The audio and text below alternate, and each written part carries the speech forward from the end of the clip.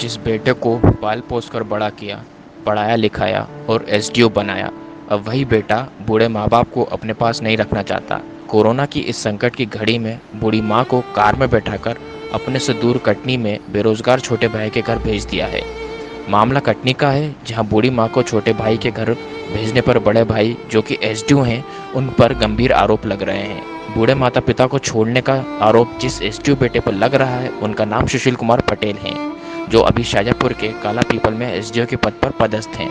SDO सुशील पटेल पर उनकी ही छोटे भाई की पत्नी ने आरोप लगाया है कि 2 साल पहले जेठ जी बड़े प्यार से मां को अपने साथ ले गए थे और अब जब उनका पैसा, जेवरात और जायदाद सब ले लिया तो वापस यहां पर छोड़ गए हैं। इतना ही नहीं, बूढ़ी मां के शरीर पर चोट के निशान होने की बात भी छोटी भाई की पत्नी ने कही है।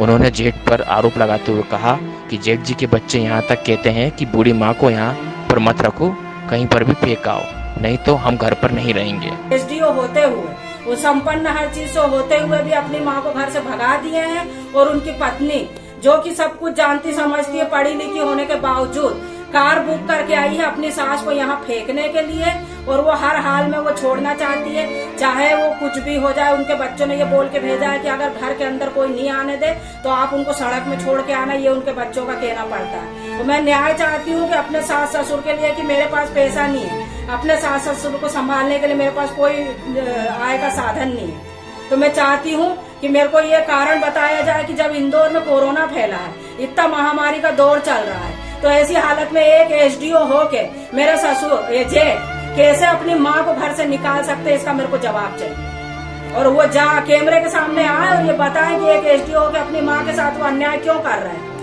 इसके बावजूद 2 साल पहले, आज से 2 साल पहले मेरी सास को जबरदस्ती घर से निकाल के ये लोग लेके गए थे। उनका सोना चांदी, पैसा, उनकी बैंक की पासबुक, घर से हर चीज निकाल के इन लोग लेके गए थे और ये कहे थे कि हम माँ को अच्छे से पालेंगे, लेकिन आज उसके शरीर पे मार के निशान है, उनके साथ दुर्व्यवहार किया जाता है। अब ये मैं नहीं जानती कि उनको खाना दवाई दी जाती कि नहीं दी जाती, जब उनके बच्चे ये तक बोल रहे हैं कि माँ को फेंक के आओ कहीं भी, चाहे नदी किनारे फेंक कर आओ, पर वो बच्चे भर माँ को रखना नहीं चाहते, तो ये बताइए कि वो क्या करें। और हमारी सास ने उनके दोनों बच्चों के नाम, जेठ के दोनों बच्चों के नाम 50-50 हजार रुपए की एफडी करवाई थी कि ये बुढ़ापे में उनको सूख देंगे, लेकिन आज वही बच्चे पैसा भी रख लिए हैं लेकिन सेवा भी नहीं करना चाहते, उनको घर से निकाल दिए, भगा दिए। बुजुर्ग मां को बेरोजगार छोटे भाई के भाई छोड़ने आई एसडीओ की बहन गुड्डन ने भी गंभीर आरोप लगाए हैं। उन्होंने बताया कि बार बार उन्होंने भाई से बूढ़ी मां को ना भेजने की बात कही थी, लेकिन भाई ने एक नहीं सुनी और धमकी देकर मुझे अपनी पत्नी के साथ मां को यहां पर छोड़ने के लिए भेज दिया। भाई के बच्चे बूढ़ी माँ को घर में नहीं रखना चाहते हैं और बार बार ताने देते हैं। मैंने मना करा था कि ना लेके जाओ, पर मेरे को भी धमकी दिया गया था कि यदि तू नहीं गई लेके आदमी औरत तेरे दरवाजे में फेंक देंगे। तो मेरे माँ के लिए मेरे सर इतना रिस्क उठाई, नहीं तो कोई भाई बहन तक इतने नहीं निकलता, गलत बोले सर, पर इन लोग ने बोला तो मैं लेके आई मेरी माँ के लिए। मैं बोली तो उसको रास्ते में आना जाना पड़ेगा, मत कर। एसडीओ बेटे की माँ को वापस घर भेजने पर बूढ़े पिता कुंजीलाल का गुस्सा भी फूट पड़ा। उन्होंने गुस्से भरे लहजे में कहा कि एक बहू जैसे तैसे मेरी सेवा करती है, अब दूसरे बेटे ने माँ को यहाँ क्यों भेज दिया? बहू कैसे दोनों की सेवा करेगी?